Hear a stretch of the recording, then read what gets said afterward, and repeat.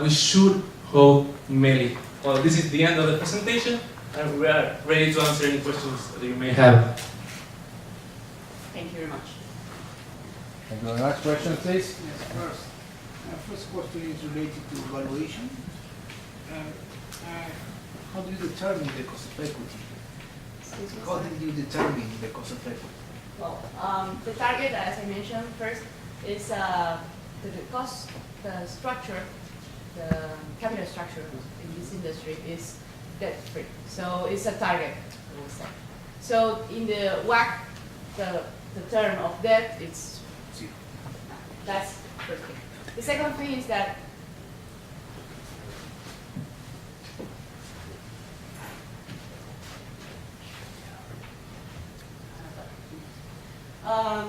we determine with the risk-free. The risk-free is U.S. Treasury 10-year bond, and we did like an average between all the CDS that Mercado Libre has operations, but weighted. For example, 50% is from Brazil, or 50% and Brazil, and that's the first part. The second part, well, the beta is a weekly basis, 2-year beta of Mercado Libre, and well, the market premium we base on ganador, it's 5.5% in the long-term return from the market, and that's how we determine the cost of it. You are related to the Monte Carlo simulation. What variables were affected in the process? The two variables affected for the process is cost of equity and growth rate, long-term growth. We test both. Okay, thank you. Other question? Ignacio? Why do you think that eBay will buy Mercado Libre and not, for example, reinforce their position in Alamaura? Yes, according to that, Alamaura is growing. They are spending a lot of money in advertising. However, we believe that if eBay would like to buy Mercado Libre, is an option because they has the cash, and that will be an strategic acquisition to gain registered users in Latam in a fastest way than registering Alamaura. They are not excluding, so you can buy eBay can buy Mercado Libre in the near future, but doesn't mean that they won't spend money in Alamaura either. Do you think that they launch Alamaura in order to put pressure in the price of Mercado Libre? That's a possibility. However, we believe, as we said before, that when they bought Alamaura, it's a way to enter to the market. They are still the largest shareholder. It's a complicated issue because they have a largest part of the company, but they are also competing with the company. But that's why we believe that will be a strategic acquisition, and Alamaura will be more focused on classifieds, whereas Mercado Libre will be more focused on non-classifieds. That's the way that, as you can see in the revenues. Given these dynamics of competition in the region, the product is going to get bigger in the future, do you believe that it's going to be like price pressure on Mercado Libre and then on its revenues for the future? Do you believe that it's one of the risks that you can consider in the moment? I didn't get your question, sorry. Given these dynamics of bigger competition that you are probably going to get in the future for the industry, do you believe that the price compression process could be part of the game in the future for Mercado Libre? Do you believe that? Well,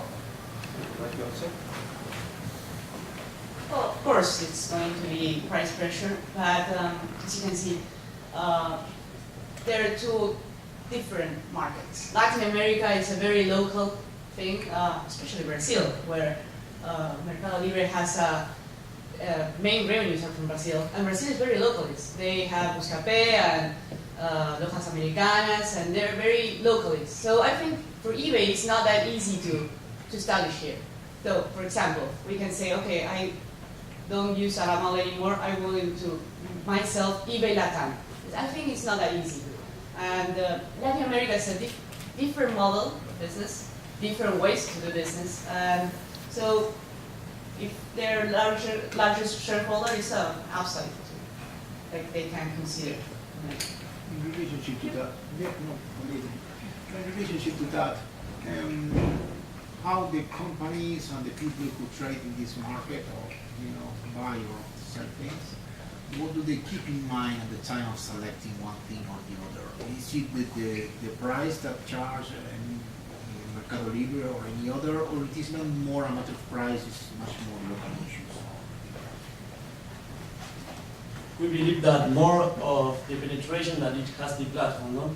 Because if you enter in an aula and you put your products, you will have much less exposure that you will have in Mercado Libre. That is the first company with a 28 of the market share. So we believe that is most of all of the penetration that has the website, not how costly it is to the detail rate. All right, thank you. One question, at which price would you buy the stock? It's now hold. What kind of upside would you require to have a buy recommendation? Well, 15%. 50. Yes, we have a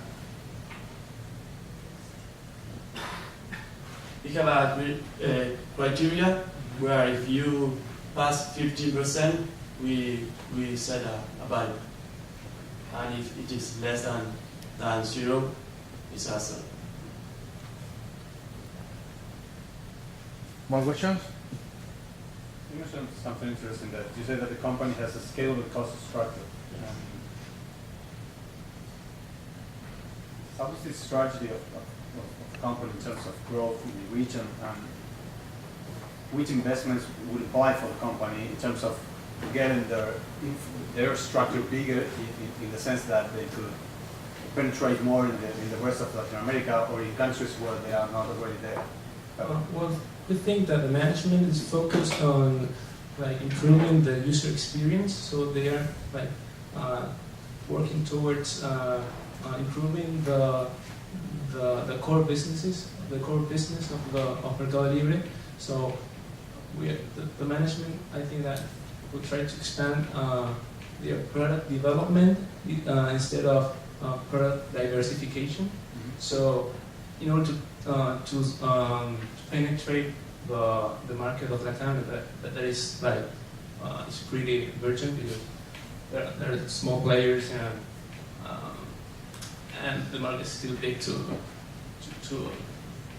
catch. So It means you wouldn't play big investments. so we don't expect M&As, or we just expect investing in the core business rather than diversification. In addition to that, that this industry doesn't involve big capex. That's a good thing.